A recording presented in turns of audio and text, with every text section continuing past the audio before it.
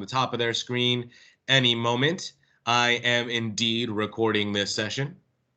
They, like all of my classes, are posted to the YouTube channel that I manage as a example for this class, as well as a space where all of the agents can go grab any of my previous content or see my Monday or Friday updates. That will all come to you in a recap, much like the recap you saw yesterday. I'm going to cover some of the stuff I didn't get to talk about yesterday that was in that recap, specifically in regards to brand accounts and setting up your YouTube account. And then we'll dive in to what's available in the YouTube studio, how do you manage videos, and how do you manage the channel. Again, all kind of some of the basics on what we're going to roll with to get you started. I am going to ask that everybody please remain muted through the entirety of the session. For time purposes, it does help us get through the class if everyone can keep their microphones off. If you are worried about forgetting any questions you may have, please utilize the chat feature, which will open up on either side of my head, and drop your questions in there. I will open up the floor for questions at the end of our session. So if you would like to unmute and talk then, you can feel free to. Otherwise, I'll look at the chat to see if there are any questions at the end of this. I am going to go ahead and get started. I will, everybody should be looking at a slide. These are just some of the same slides from yesterday. Because my connection was so rough, I just want to reiterate briefly some of the things I was talking about yesterday, right? Why should this be something we're thinking about integrating into your marketing plan? The same reasons why you want to integrate something like Instagram or Facebook into your marketing plan, or something like a website. If you have any commercial aspirations at all, this is something you need to have as a relevant part of your scheme for your consumers to feel a connection to you and your business, and B, gain insight as to what you are like to operate with. YouTube has 2 billion users. That's individual active users watching at least one video every month. 2 billion with a B. I mean, the only thing that has a bigger network reach and space as far as users that are on it per day is Instagram. Instagram is the largest growing social media platform in the space since it's all existed. And YouTube is the #1 platform used to host videos online.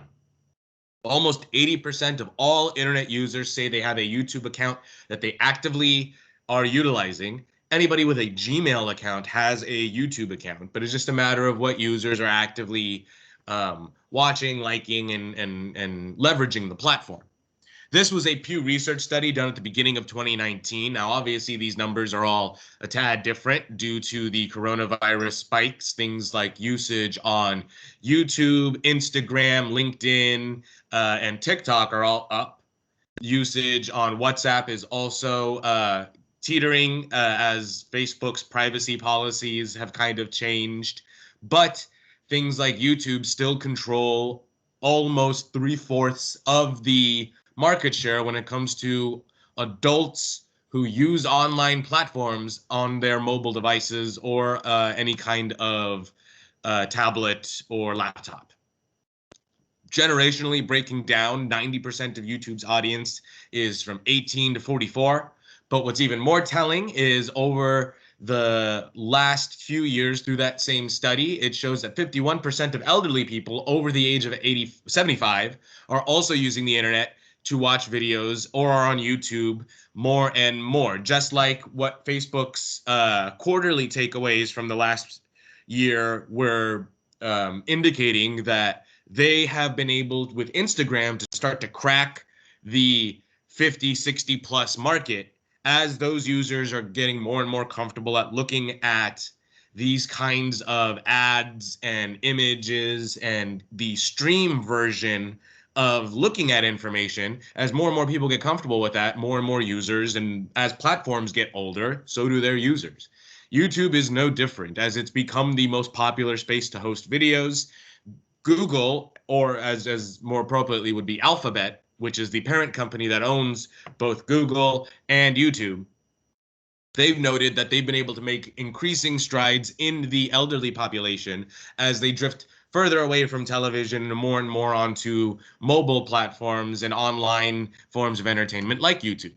And the biggest takeaway was 62% of businesses. This is prior to COVID. Now, this number is significantly higher. But as we were revving into the start of this new decade, 62% of businesses were already using YouTube as some kind of method to communicate with their existing customers and expose themselves to potential new consumers. And in an industry like real estate, where you are your own individual business and you can leverage a large connection to your own community and establish a presence both online and in a physical space, this becomes something, again, that is able to add strong inherent value to the value proposition that you're providing to your customers. I'm going to go ahead and stop diving into the rest of these slides. We all saw them last time, and I included them in the recaps that you saw for part one. I'm going to dive into the rest of the session that part one and two is. That's a live demo of YouTube itself. And let's talk about some of the things. You know, we've done a lot of talking yesterday and today about the why you would incorporate something like this, but let's start to talk about how you will incorporate something like this. So I am just stopping my screen share for a moment, and we're going to open up back on YouTube. Let's just give it a sec to relink. Everybody should see that happening any moment now.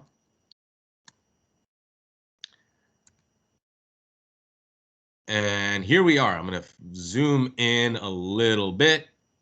And what we've got here is the YouTube platform. I'm already signed in. So we're looking at this as a user. So before we dive into the back end, let's talk about what your consumer sees. When you land on YouTube's homepage, you will have a list of videos that are curated based on the algorithm. So this is all individually different to the user. And then everything else will be curated by the platform itself, again, slowly and more steadily shaped by individual usage. On your left-hand side, you've got your main menu, which can be collapsed by clicking on the three little lines, just like you would in Prospect Square, for example. Home, self-explanatory. Trending are videos that are trending by users on YouTube. So it's a way to see what videos are most popular amongst every one of the 2 billion people using the platform. Subscriptions are pertinent to the user. These are channels that you are subscribed to and the videos you will see. Your library shows you the history of things you watched, as well as your history will show you the history of things you watched. Your videos will take you to the YouTube studio, which we're going to put a pin in because we're going to dive into that in just a sec. Let's go back home. And watch later is just a little list of videos that you can populate to watch later. If you create any playlists for yourself, you will see them listed here. I have a playlist of Coldwell Banker classes. Those are the videos that I upload. So they are all curated for the agents that are accessing my platform. And all of my liked videos are going to be pooled right here. Again, this is all just for you, the individual that's looking at this. Then you have on your left-hand side all of your subscriptions that you're looking at. And then at the bottom, the only thing you need to pay attention to down here is settings. We'll dive into that in a little bit, but the rest of these are subsets of the YouTube platform, again, made for the user. So things that are going live will be under live. Gaming videos are all subsorted. Movies and shows. YouTube Premium is a paid service that won't affect you as a business, so you don't need to worry about it. And now if we come up here, obviously you're looking at your search bar. You've got the create button, which will allow you to upload a video or go live. Your YouTube apps, which again aren't pertinent to you. And then this little icon that's got your headshot. This is where you can manage your account and manage your channel. So I'm actually going to sign out. Let's talk about what kind of account you want to have created. When you're looking at your YouTube account, and I talked about this yesterday, and it's also in the recap I sent out. There are two types of accounts that you can create for a Google. I needed to sign out. I am signed out. Okay. There are two types of accounts that you can create for a Google account. There's a standard Google, or you can have what's called a brand account. Now, the brand account, all that gives you is access to manipulate the page name. So it doesn't have to be your name, which in my case is Anuj.chaudhary, because that's the name my Gmail account is set up with. When you are creating an account, all you have to do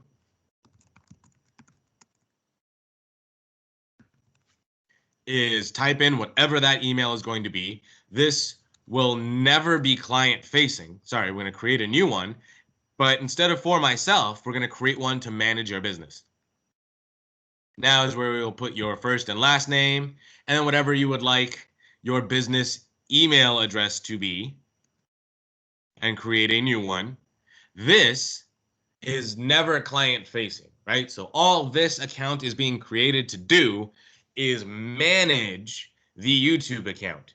And the reason you want a brand account to manage the YouTube account is because A, it gives you control over the channel name on YouTube, and B, it will allow you to delegate access to the YouTube channel to different users. So if your business currently has individuals that are helping you with marketing or other agents that are uploading things to the channel, or you have the anticipation of growing your business over this next decade to accommodate those kind of things, now is where you build that foundation to do so. Once you set up your brand account, it will log you in to Gmail, which you can then use to get into your YouTube account. I am going to go ahead and sign into my account, and that was not the password. And bam, we are now signed back in. All we're going to do is we're going to click on my little picture. Now you can manage your Google account. So as a business, you can put things like your hours in, all of the appropriate contact information, any personal branding. So for me, my brand is me. So my headshot works sufficiently. But if you've had a logo or a banner or any kind of things created from Design Concierge, you're going to see different places where you can trickle that stuff into the page, just like you would on an Instagram channel or a LinkedIn or any other facet of marketing that is a part of your marketing plan built to drive consumers back to the hub, which is your business, or engage with you directly through one of these videos. But I digress. Once your account is set up, what you're going to see here, let's talk down here. You've got a handful of settings. Again, these are all individual to the users. Theme, for example, is only going to change the theme for you, not the consumers watching. Language, location, again, all based on you, the individual. Let's look at the channel real quick. So when you look at your channel, this view is what you are going to see is for what consumers see. The only thing a consumer does not see are these two buttons right here, customize channel and manage videos. Everything else gives you a great readout of what they are going to look at when they land on your platform. And this is much like any page that you direct your consumers to, should be built to be as consumer friendly as possible and as easy for them to grasp whatever they need, as quickly as they can.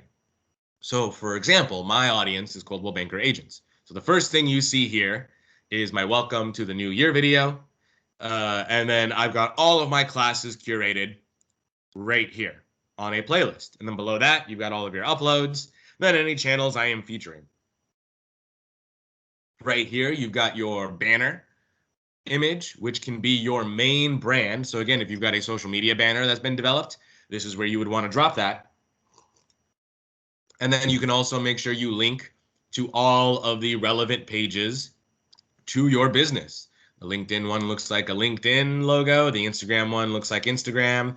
The website looks like a little home. So all of these things are easy for your consumer to get to. But again, if they're focused on finding and watching your brand here, they can do so.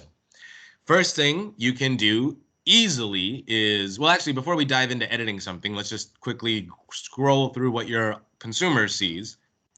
all of your videos that are public facing will show up here. And we'll talk about the difference between public and not public facing videos in a second. Any playlists that you have created are here. Obviously, this liked videos one has a private mark on it, so it won't be consumer facing. All the consumers can see is the one for Coldwell Banker classes. Any channels that I have featured will show up here. There's no real algorithmic benefit that happens here in the same way you get on like a Twitter or LinkedIn, for example. This is just cross promotion. A discussion board here is like it would be on any kind of social media platform. Examples would be, this is a great place if you're doing a live open house or a live walkthrough of a property and it's going to be on Facebook Live. You can make sure if it's happening on Monday, I can make sure I post about it on Facebook, and then I post about it on Instagram, and then I come here and I post about it here and I drop the link in. So wherever your consumers find you, they've always got the most updated information. That's where making sure you have all of this stuff scheduled and planned on a calendar comes in handy so you don't drive yourself insane. But I digress. Last spot is about. An about page, this is where you would have, if you've got a bio created by the design team, this is where you want to drop it. Your bio should be consistent across every platform and every page that your consumer can find you, because that's when you talk about the long-term game of SEO optimization, consistency is king. It's not just about posting content, but it's about how regularly some of the same information, like a bio, is found across multiple pages. So when keywords that are in that bio are looked up, you have a better chance of populating those search results. Underneath the bio, you've got details where you can add your business inquiry email. So again, this does not have to be that Gmail that I have set up for this account, because I don't manage that Gmail. I just have it forward to this CB email. And then you've got links. Now that's everything your consumer is going to see, right? So how do you build it for them to get here? First things first, your banner image. Easy peasy. All you got to do is click on that little camera. It's going to drop us right into the YouTube Studio for the editor. YouTube Studio, if I click on my image, that's this button right here. The YouTube Studio is basically the backend. It's like jumping into the website editor in InTouch. It opens up the whole back end for customization. Clicking on the little camera right here will specifically take you into the channel customization wing, which will also happen if you click on this. A lot of buttons to get to the same place. Here's where you'll edit three things. Profile picture, check. Banner image, which, as you will see, is handy-dandy updated to show you how that image will reflect regardless of what you're uploading. So you want to make sure, again, your branding is in the center of whatever image you are using, because as you can see, viewable on all devices is this little square. Viewable on a desktop is that rectangle, or sorry, shorter rectangle, longer rectangle, and the full-blown image is available on televisions. So as you can see, I've adjusted my image to make sure that it works across all three. And if you were going to have your logo as a part of it, you want to make sure that's in the center. And now a huge benefit that they've added in the last couple of months that's super easy to do is you can upload your own watermark to your videos. Again, if you've got a logo created by the design team, this is right where it's going to go. Watermark your videos. It's a way to, from a visual standpoint to your consumers, it subconsciously registers things like the investment you make in your own brand and the professionalism of the brand. Those are the kind of things that just subconsciously registers with an audience, right? There's a sense of professionalism that comes through, and it's very, very easy to accomplish. Now, that's this spot right here. Obviously, adding the links in the About section will add all those information there. Now, where do you edit the About information? So we've got branding is that first tab we were looking at. Looks like someone came unmuted. I'm going to go ahead and jump back in and mute everybody. Please make sure your microphones remain muted so everybody can hear.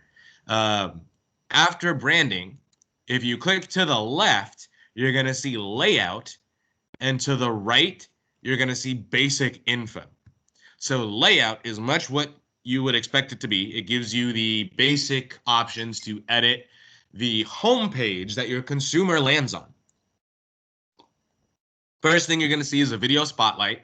So you guys saw that Welcome 2021 playing when we landed on the page initially. This is a channel trailer for people who haven't subscribed. This ideally would be a great spot. Talk to your field marketing specialist about creating an introduction video or a little about me or something like that. This is a great place to capture your audience right out of the gate and set yourself apart. This is a video you can set up for returning subscribers. So any one of the 59 people who are subscribed to my YouTube channel actually see one of my more recent classes instead of the welcome video. So it's a way to set yourself apart, again, for the people that are regularly engaging with your content versus people who are just coming across it for the first time. And finally, at the bottom are your featured sections. You can add sections, and this is kind of like a basic website editor. If you've ever worked with GoDaddy or Squarespace or even InTouch, there's a certain lock on what you can add. And if you want to add any of these items, all you have to do is select it. Excuse me. Choose what playlist you would like, and just like that, it gets added. If you wanted to delete anything, you right-click on the 3 dots. You can edit the selection contents, you can view it, or you can remove it. You can grab the 2 lines and move things up and down. And again, you just want to keep things simple for your consumer. If I were an agent, I'd have maybe 2 or 3 playlists. You've got one playlist with all of your television commercials. You've got one playlist with all of your market updates and community-oriented videos, and then one with any kind of listing highlights that aren't happening in the commercials from Listing Concierge that you're getting. So things like tours that you do, or any kind of discussion for marketing collateral that you're building with your marketing team or your field marketing specialist. This is a great way to leverage the assets you've got in Coldwell Banker to really grow your business, to reach your audience in a way that is relevant to them. So again, manage your playlists. If you want to have all your uploads, you can always do that, or again, you can remove that section. It's just, again, what's easy for your audience. And then basic info, much like it sounds like, is going to be where you can add the channel description. If you would like to add any translations, you can do so here if you speak multiple languages. Or I believe Google's auto translate does do some of the lifting when it comes to the description, but it's not great. This is where you can get your channel URL.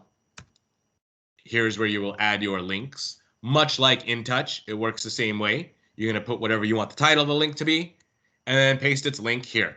If you don't want something, you delete it. If you want to move it around, you just move them around. This will allow you to choose how many of those links, up to 5, will show up on that home banner, and most important, the appropriate contact email. All of that gets dropped in here. You want to hit publish, that I'm circling with my mouse in the top right, to make sure everything you just did saves. All right, now let's look at the rest of the YouTube studio. Now that we're in here, let's talk about the dashboard. Your dashboard, much like any dashboard on InTouch or Prospect Square, is a snapshot of what's going on in the program and in the platform. First things first, your left, you take a look at these 3 columns. Left hand is snapshot analytics for individual videos. So you've got the latest video and the latest performance, as well as your most recent published videos and some quick highlights on what's going on there. Channel snapshot analytics right here in the middle, with latest comments and recent subscribers right below. And on the right-hand side is anything related to the YouTube platform. News, updates, glitch and bug fixes. And sometimes there are some great shorts and insights for Mostly they pertain to people trying to actually build this platform as a monetized system, but a lot of them can be handy in just looking at trends and trying to figure out ways, again, that you can make sure you're creating stuff that's relevant to your consumer. The content tab, much like you think, is going to allow you to see the content uploaded to the channel, sorted by the upload date, with the most recent being at the top and your oldest at the bottom. And you can scroll through. So I've got about 106 pages of stuff, and you can always see a running list of everything that you've uploaded. You can always add if I wanted 30 instead of 50, so we can see a little bit more. And then each of the videos, again, comes with a snapshot of what's going on. Visibility pertains to the visibility of who can see it. Anything that you can see with this green eye that says public, much like you can imagine, is public facing and is visible on my YouTube channel and across the platform for anybody to watch. Unlisted is a video that will only work for anybody that has the link or access to the link.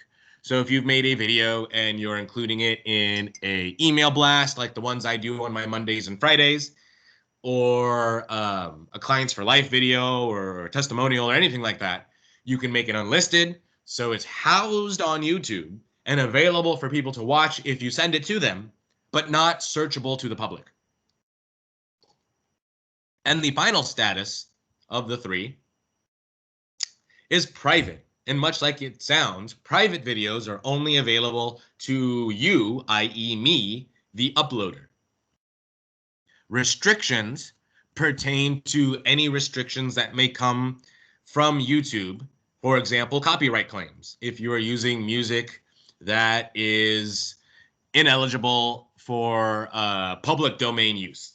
Now, 9 times out of 10, all that means is you will not be able to monetize the video, meaning you cannot place any kind of ad revenue to the video. Occasionally, the copyright holder can pull the audio from the video, resulting in a bunch of empty silence in your video. But usually all that happens is you get one of these claims slapped on it that tells you that you cannot monetize the video. Now, does that mean you should use copywritten music? No. Means you're not likely to get in trouble for it, but you still can. Copyright claims are very serious crimes, and they can result in tons of headaches. How do you get around them? This beautiful button right down here. So I'm jumping from content all the way down to audio library. And it is in here where you've got a large, growing library of music, sound effects, and everything you can think of. All public domain and royalty-free that you can download and utilize. Outside of content restrictions, you see date. You've got a quick snapshot of views, comments, and likes versus dislikes. Now, each video itself has individual analytics attached to it. So if we click and we hover over each video, you can see all of these handy little icons that pop up. Pencil is for edit. The graph is for analytics. The comment bar, the text or SMS image is for comments. View on YouTube is a little YouTube button. The 3 dots will allow you to edit, again, share, get the link copied, promote, don't need to worry about. You can download or delete the videos. I'm going to go ahead and look at the analytics, and we can show you what the individual analytics look like for a video. As you can see, you've got your overview right at the front. You've got your reach, and all of these things you can work with your FMS to start to really track. It takes about 6 to 9 months to get a soft baseline and about 12 to 18 to get a real baseline of data that you can look at and analyze and say, okay, we have real trends and real data that we can look at to see what engages our consumers, what are they interested in, and what do they not care about, so you can start to lean more into what they care about and be a proactive and relevant agent to your audience. Outside of the analytics, you can see on this left-hand tab here, you've got details, which will again allow you to come in and edit the video. You can add things like end screens, or cards, which we'll talk about in the upload section. Add your description, thumbnails, and all of this stuff that you kind of see in the process of uploading a video. You can also come and review comments. You can edit the video. There's a very, very simple video editor in here. And you can add subtitles.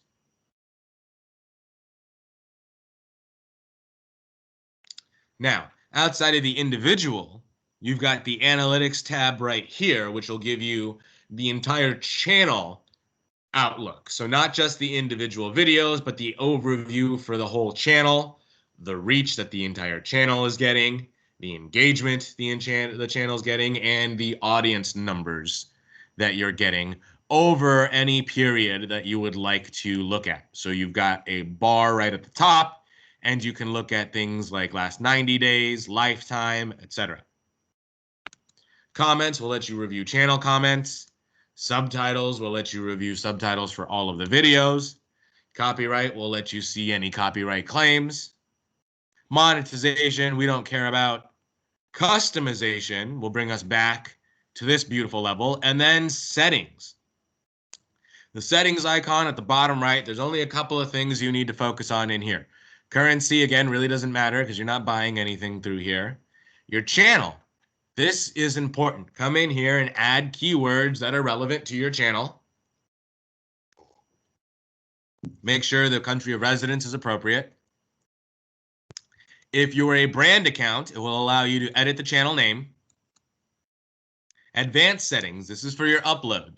I recommend agents come in here and go, no, set this channel as not made for kids. I never upload content made for kids. This way, you don't have to check this box over and over when you upload videos. And B, you never accidentally check yes. Checking yes means it moves your video into a different algorithmic sector for the YouTube Kids side, which does you no good because none of the information you are trying to communicate is pertinent to children. Any Google Ads account that you have can be linked here, again, for deeper analytic pool. Talk to your FMS about more details about this, but if you've got Pixel and a Google AdSense account, this is going to be a great way to make sure you're managing everything and, again, making educated decisions about the dollars being spent and not just shots in the dark.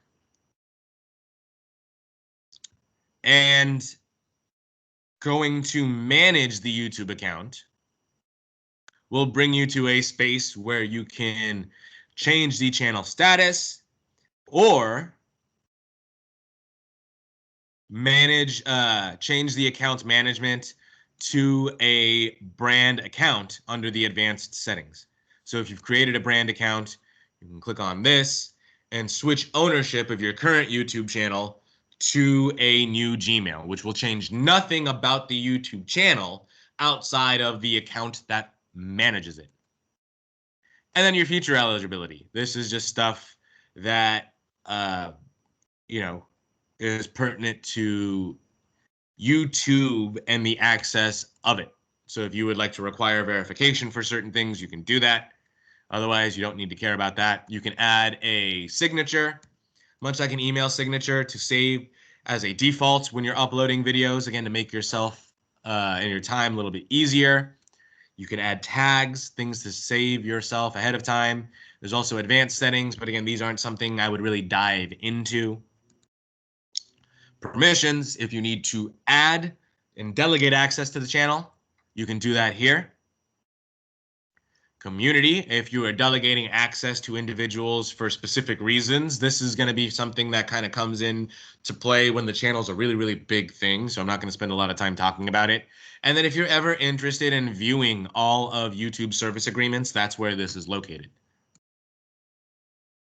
That is everything in the back end. So I'm going to wrap this class up by showing you how you upload a video. So let's go ahead and just kind of go back to YouTube's homepage, because you can do this from anywhere. As you've noticed, the little icon up here with this camera always follows you everywhere. I'm going to go ahead and click upload video.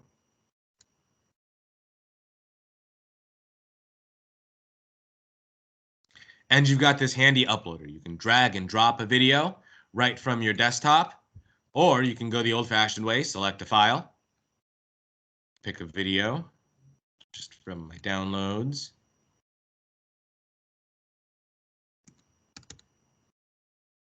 and blast off. Video is uploading. Now you can add your title. You can see my signature's already popped in here, so I can add an additional description if I need to.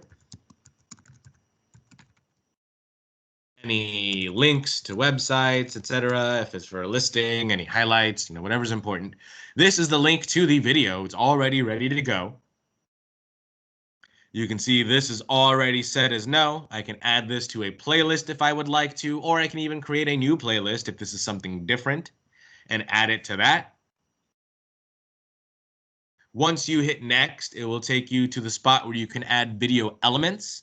Once the video is done uploading, so as you can see here in about 24 seconds, the option to add elements to my video will become available.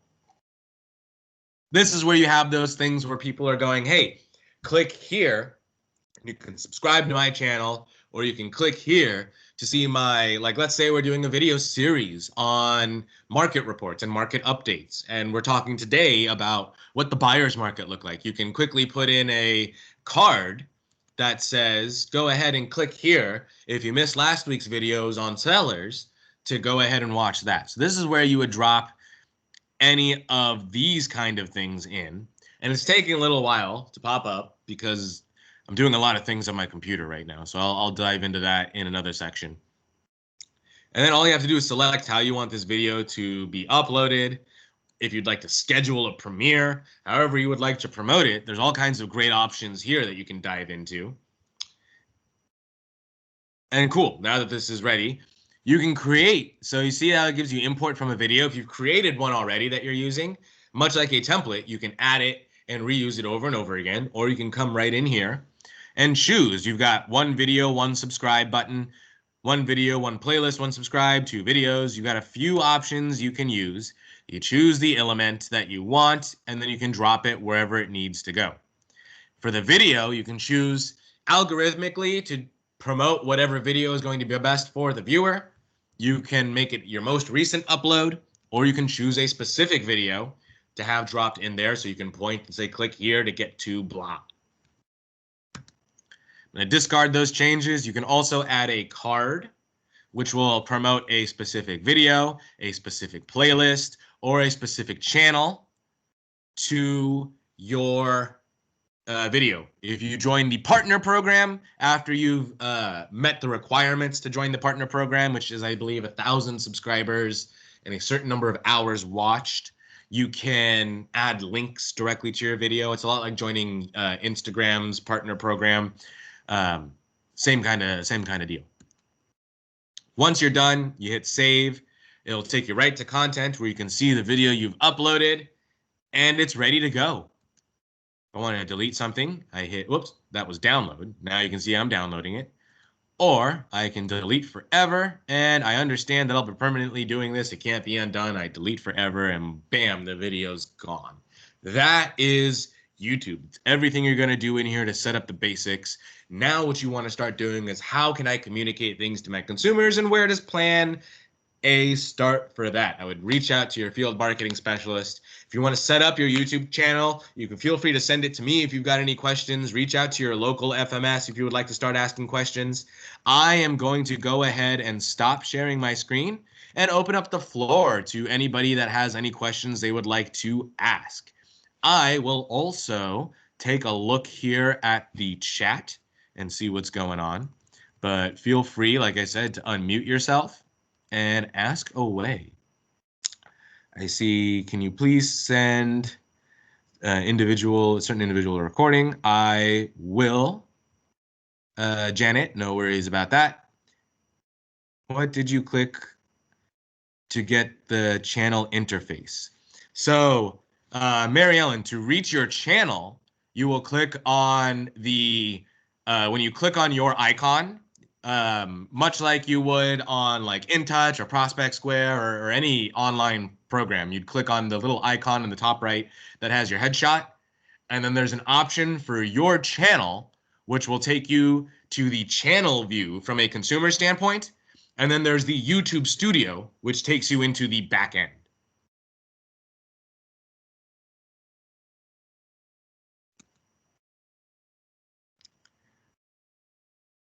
Are there any other questions that I can answer? I don't see any others in the chat. Anybody can feel free to unmute yourselves. Otherwise, oh, I see a question. Hi, Brittany.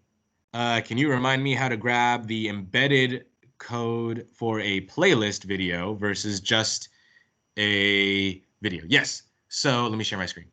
Thank you. I've done it one time and I can't remember how to do it, so I figured I might as well get the pro to for show. videos you're uploading, it works the same for anything that you're looking at. So we'll go right to view the video on YouTube, which will take us to the platform. And then the share link is what you're going to click on. So you've got one option here, which will give you the quick handy dandy jump. And then hitting embed will allow you to come grab the code. And if you wanted to start at a specific point, you can change this to, like, you know, let's say 30 seconds, and it will update the code. As you can see, it added start at 30. And if you take that away. Yeah, that one I know, but like, isn't there a specific, like, for the playlist itself? So say you've created, like, or the agent. Yeah. To share your playlist. Yeah. Not to share it though, to, like, well, I guess to share it, but like if I was going to put it on my website and I want it to be my playlist, not just that clip. I know there's a way to do it. I just can't remember how to do it. We're going into playlists. Okay. In the back end. And then when you click on edit, there's not like a pretty way to do it, but you're going to come to the share icon. Okay. And then you get a link, or what I like to do is, you know, basically I would just take an image and then put the image into InTouch and then link the image to the playlist. Okay. So then when an individual, like, so if you want to see like this link will take you from a consumer standpoint right to the playlist, and it'll start playing the most recent video. Okay. There's no embedded code for that one, for the link for the playlist? No, not for playlists. Okay. All right. Thank you. You are welcome. Are there any other questions? Anybody feel free to chime in. Otherwise, I will keep talking. And I'm going to just note that in your recap, there will be a link to a survey, just like there was in part 1. I am going to also post that in the chat right now, if you would like to go ahead and fill that out. Those go right to my management team. I don't see them. Any feedback that could help me be a better instructor or any kudos that you'd like to pass on are always welcome. I hope that everybody got good value out of today's class. If you have any questions,